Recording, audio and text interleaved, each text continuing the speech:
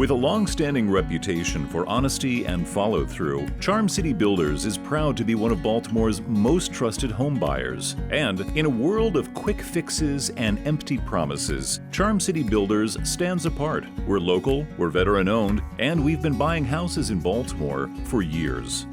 We buy row homes and single-family homes in any condition, and we'll give you a fair cash offer on the spot. Leave your unwanted belongings, don't fix or clean a thing. We'll take care of it all. Welcome to The Real Story. The Real Story is a continuation of our series, Real Stories of Addiction and Hope. But this isn't just a show about addiction. It's a show about people. Behind every headline, every mistake, every second chance, there is a story that most of us never hear. Some of these stories are about addiction. Some are about mental health. Some are about loss, pressure, success, and failure, and everything in between. But at the core, they're all about one thing: what it means to be human. You don't have to be an addict to see yourselves in these stories. You don't have to hit rock bottom to understand struggle. Because whether we admit it or not, we've all faced something. This show is about real conversations. No filters, no scripts, no easy answers. Just truth from people who've lived it. From those fighting to come back, and to those still figuring out in real time. Tonight we start with a story that captured the world and then disappeared from it. From his breakout role in A Bronx Tale to real-life consequences and the long road back, this is the story of Lillo Brancato, and this is Real Stories That Matter. We all remember Lillo Brancato. He was such a rising star, acted with De Niro, James Gandolfini, but his career came to a screeching halt one night when he was involved in a crime that ended with a police officer dead. 5 a.m., December 10th, 2005. Off-duty New York police officer Daniel Enchautegui responded to what sounded like a break-in at a neighbor's home.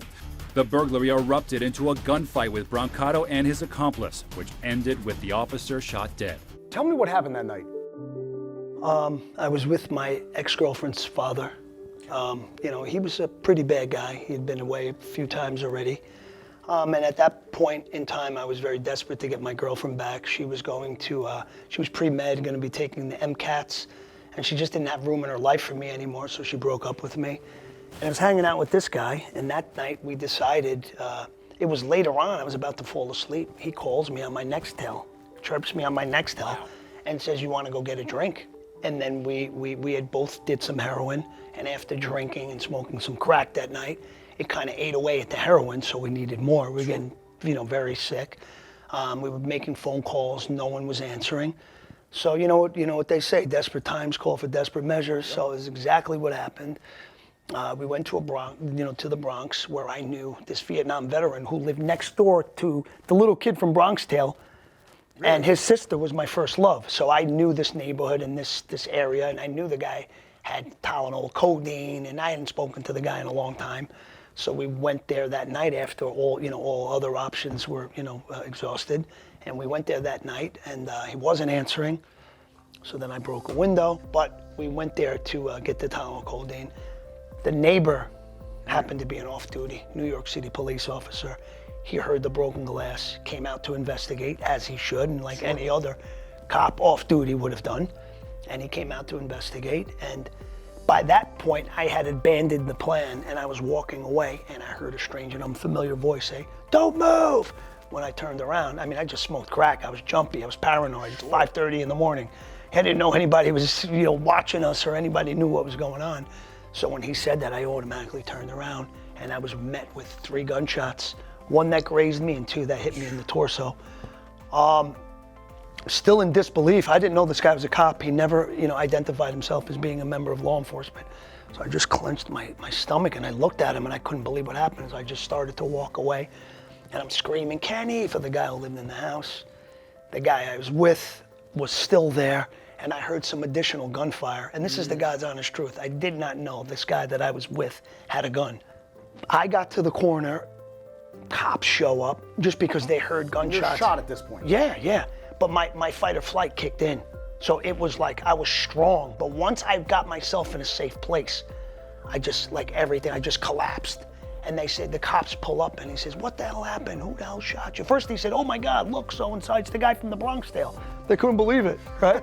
I'm on the floor like, yeah. So And then he said, oh my God. He goes, what the F happened? He goes, who the hell shot you? He said, was it that guy? And I looked and it was my co-defendant. He's walking down the street, he's got a gun in his hand, he's got latex gloves on, it's like craziness. And I said, no, it was the bald guy down the street. Lillo was struck twice in the chest. His accomplice, Stephen Armento, was shot 4 times. According to the police, Armento, now serving a life sentence, fired first, striking the officer near his heart. Officer Anchautegui returned fire after he was mortally wounded. What was your reaction when you found out that you had been a part of a cop killing? I mean, I started crying. I was terrified. I couldn't believe that my actions, my drug addiction, contributed to something, that serious. The tragedy made even more sensational because Lillo Brancato had appeared for 2 seasons on The Sopranos before meeting a brutal end, shot coincidentally while playing a wannabe thug. Mommy, please, Tony, please. Yeah, I know. Stay in school, get 2 educations. I know. That's right. This is my life, not yours. This is not for you. No guns. Robert De Niro and Chaz Palminteri's 1993 film A Bronx Tale discovered 16-year-old Lillo in an open casting call and made him a star. The theme of the film is wasted talent, very ironic. But then the neighbors were outside saying, come here, come here. They didn't know that one of their own off duty was literally about to die in front of the house. So then they went there, and then all ambulances came, and then everything else was a blur. But then I remember waking up in the hospital, and they'd give him, because I had my spleen removed, part of my colon. I was on life support. And not to mention, I was, snorting over 20 bags of dope a day. So a lot was going on at that time. And then I remember being formally charged with murder. When people say your name, they think of Bronx Tale. Police officer sees you shot, they think of Bronx Tale.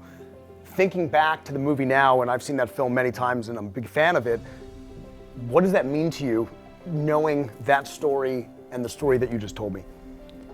That people gravitate to the film and the correlations just in real life as the film portrayed. What the saddest thing in saddest thing in life is wasted talent.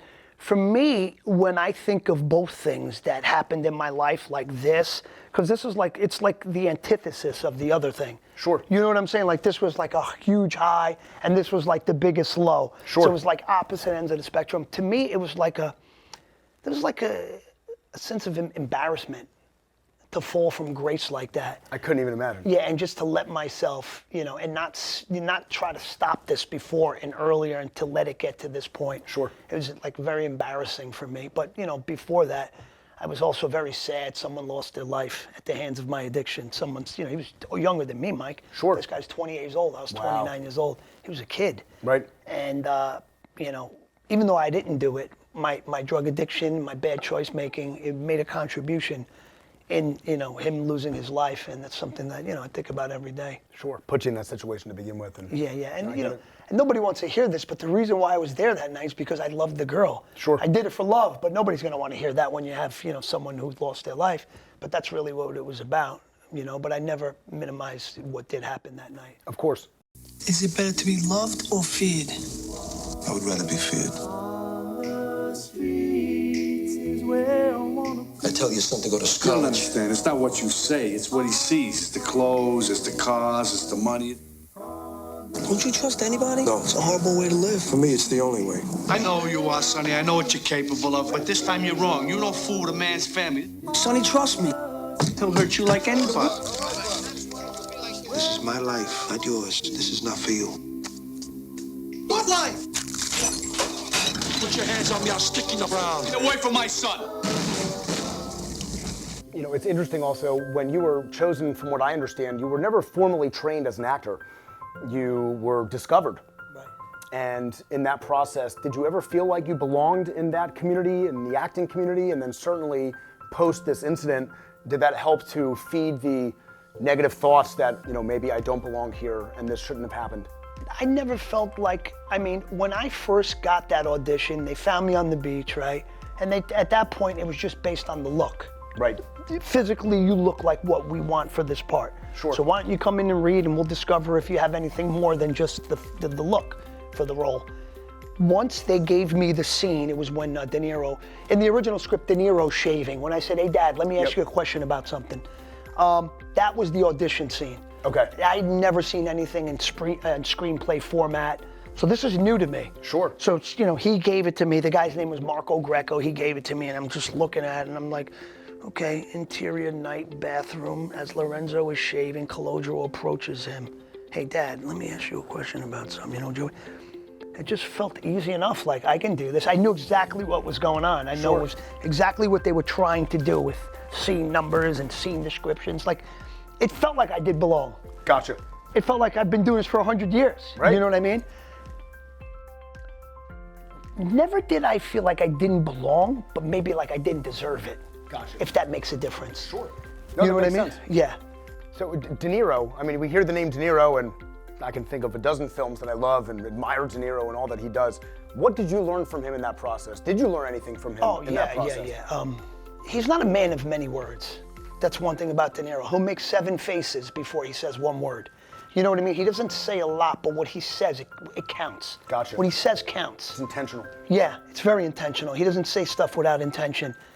And I just remember doing that film because, like, you know, that was my first thing. So you think this is standard, the way things are being done. But then when you go off to do other things, then you realize and appreciate the amount of attention that Mr. De Niro put into the detail. Anything. He would cut just because the tie wasn't straight.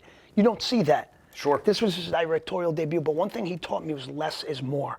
It's not profound, right? It's just less is more. It's not a profound thing, but when you really, like, because he's saying on film, things are bigger than what they seem. You know what I mean? So you don't need to do. He told me, he says, listen, if you don't feel like doing anything, don't do anything. You're better off doing nothing than doing too much. Interesting. You know, and that to this day, when I'm acting and stuff like that, I always hold back just a little bit because I know on film it's going to register the way it needs to.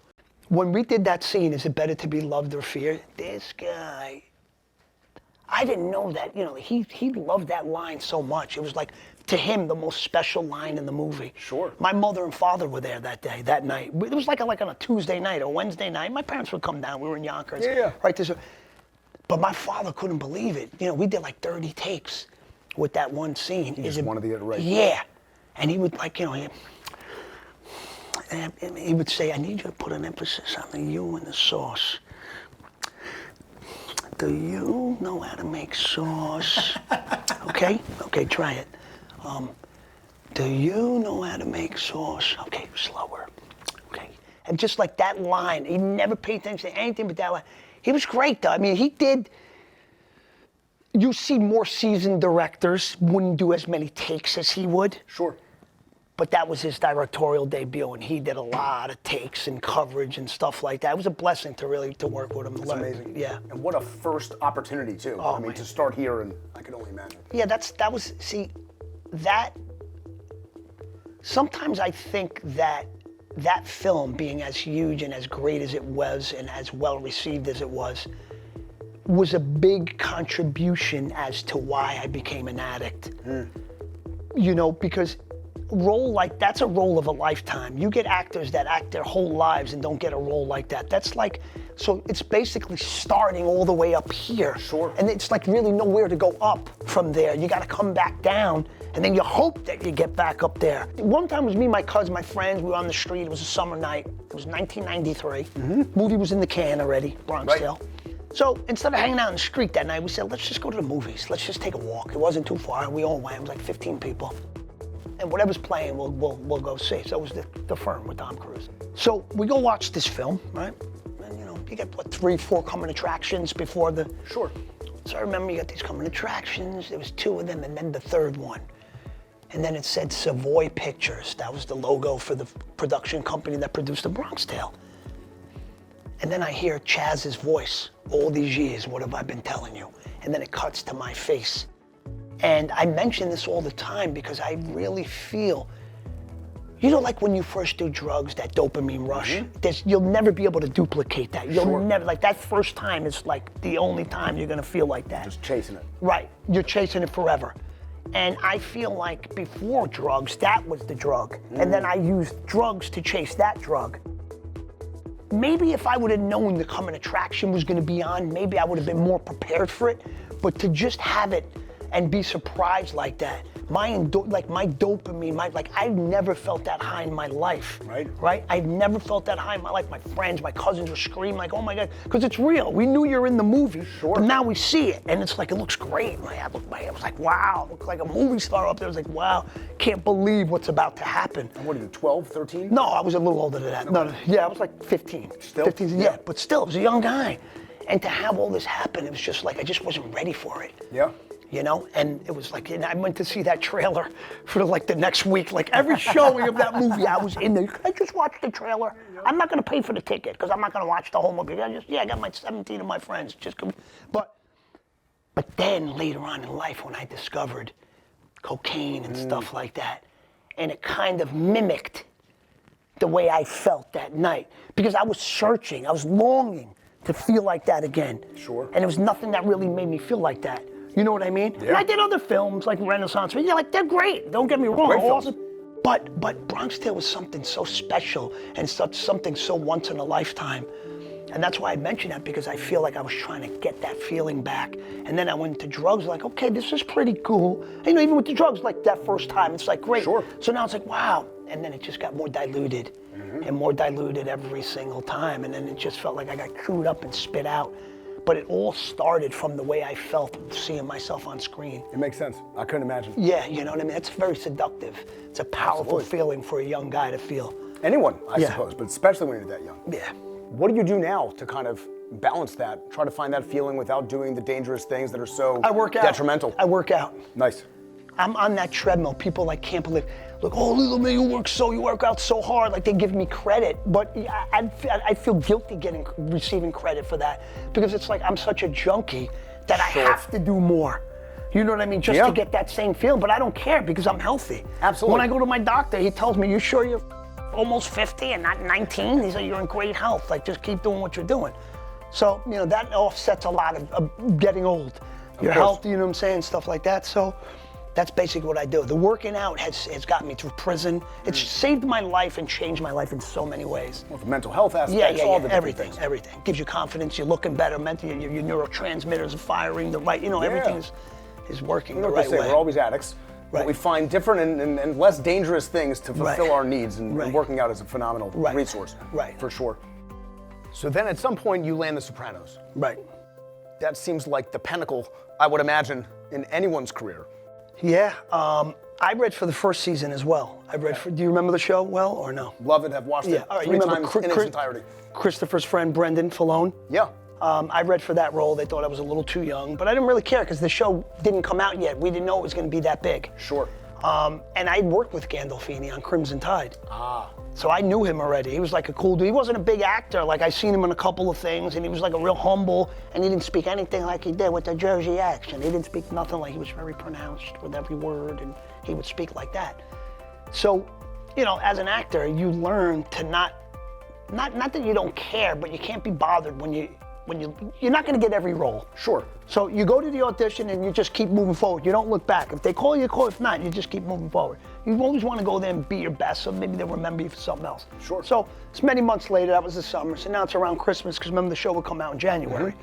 So I'm watching TV, and then I say, oh, The Sopranos. You know, the show's coming out finally. And then to get the audition, you know, and then knowing that it was that big, and to go in there, and you know, I knew to be my best. I said, listen, I really want this role. This could really do a lot for me. I, you know, eventually got the role. It was definitely life-changing. It was life-changing. But when you're wired like we are, an addict, that kind of stuff is very dangerous. Sure. It gives you that feeling and that sense of invincibility.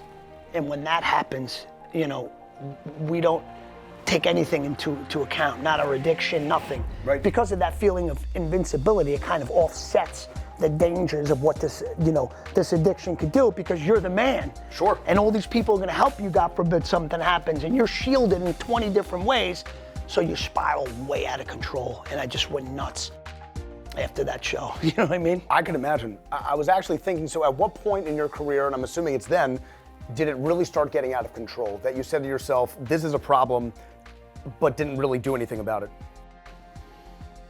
No, it was already a problem, and I knew it was a problem.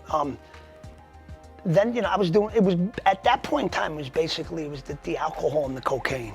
But then I did so much cocaine that I started experiencing the psychosis. Sure. The people are under the couch and that kind of stuff. And one night, I was talking about it earlier, I was in the car and I got, you know, I was very paranoid and I was thinking my friends were like gonna kill me.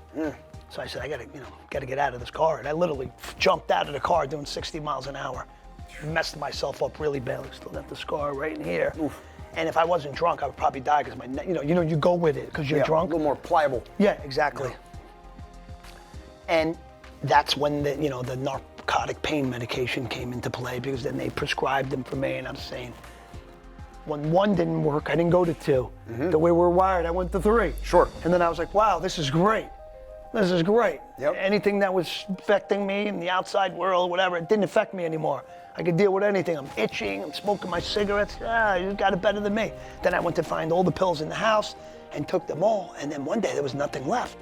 Unbeknownst to me, I didn't know there was going to be, physical withdrawals. Sure. But I didn't, you don't know exactly what it is. So I'm trying to sleep, but I'm like crawling out of my skin. I feel like I got the flu, but it's not quite the flu. Yep. Sweating and, I'm just like, ugh, what the hell? And I was speaking to about my friend the next day, and he said, you're withdrawing. And I knew exactly what I had to do, and I had to go get more. And then I was off to the races. With a long-standing reputation for honesty and follow-through, Charm City Builders is proud to be one of Baltimore's most trusted home buyers. And in a world of quick fixes and empty promises, Charm City Builders stands apart. We're local, we're veteran-owned, and we've been buying houses in Baltimore for years. We buy row homes and single-family homes in any condition, and we'll give you a fair cash offer on the spot. Leave your unwanted belongings. Don't fix or clean a thing. We'll take care of it all. And then I got hooked on the pills to the point I was taking, anywhere up to 60 a day, spending a lot of money day after day after day. And then someone, put this brilliant idea in my head that, hey, you're spending so much money on these pills and you're destroying your liver with all this Tylenol. Right. Why don't you just go get some dope? You're better off. And my friend's like, he worked in the city, he was a suit and tie guy, but he stops off in the Bronx on the way home. Right. And he was my guy. I'd give him the money and I'd meet him after work. And for a while, economically, it was good. You know what I mean? It was like, okay, I'm saving some money, I'm still getting, all right. But then you see that start to creep. And then, before you know, it's 20, 30 bags a day of that. Yep. And then from the cocaine, it went to the crack. That's what really ruined my life. Yeah.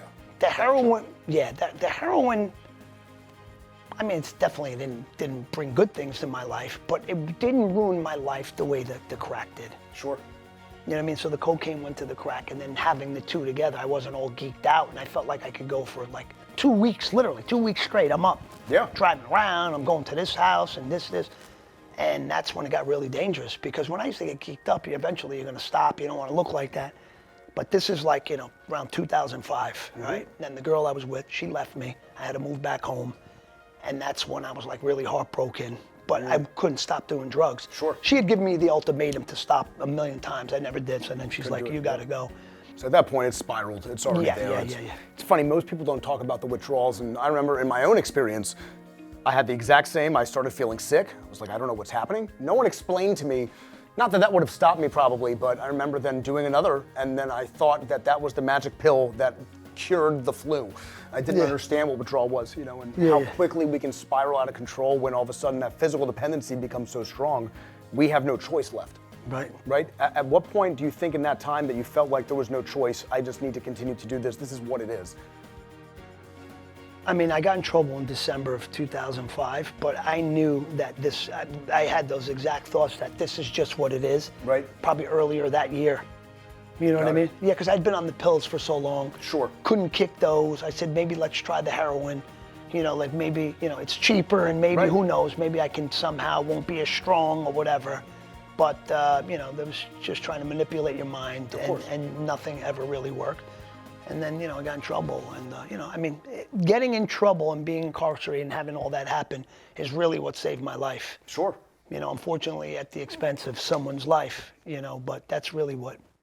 We talk about in recovery, the power greater than ourselves that restores to sanity. And sounds like in this situation, that Yeah. was the police intervening, and that Yeah. was the power greater than you that really got you back. Yeah. Tonight wasn't just about one person. It was about a journey a lot of people don't see or don't understand until it hits close to home. What you heard tonight, it's not rare, it's real, and it's happening every day in every kind of life you can imagine. That's why we do this, not to judge, not to label, but to listen, to understand, and to tell the stories that usually get left out. Because behind every setback, every headline, every moment people think defines someone, there's always more to the story. And sometimes hearing it can change the way you see everything. We've got more conversations coming, more voices, more perspectives, and more stories that matter. Stories that will challenge you, stories that stay with you, and stories that remind you how complicated and how human life really is. So stay with us, because this is just the beginning. I'm Michael Silberman, and we'll see you next time on Real Stories That Matter.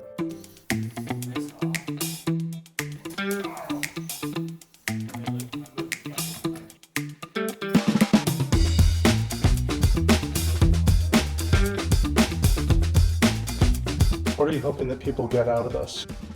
I hope that people can see through the experience of, of my experience, Michael's experience, to see where this life and these choices will lead you. Because, it did happen to us. And if you make those choices, it's going to happen to you as well. So hopefully you can learn from the mistakes of others rather than making the mistakes yourself. I'm Sarah David. I'm running for state's attorney in Baltimore County, and one of the issues I talk about a lot is enhancing Baltimore County's access to addiction treatment, and so that's why I'm really excited to be a part of the project. I got involved in the project really because of my relationship with Adam. Adam, of course, is the director and creative mind behind our documentary. He came to me and wanted to kind of find a way to share stories of addiction, hope, with people who are not in recovery. We are privileged and very spoiled that we go to meetings and we get to hear these stories all the time of all different walks of life. People that have come from different backgrounds. Some have not made it, certainly, and some have. And they've had tremendous, amazing stories and hopeful stories that surround that. So we wanted to give that to everyone. And the documentary did so well that we ended up getting this talk show. And this gives us an opportunity to bring in our own interview candidates, our own people, to share stories with the greater communities to really understand what the stigma around addiction really is. And I'm very grateful for all of it.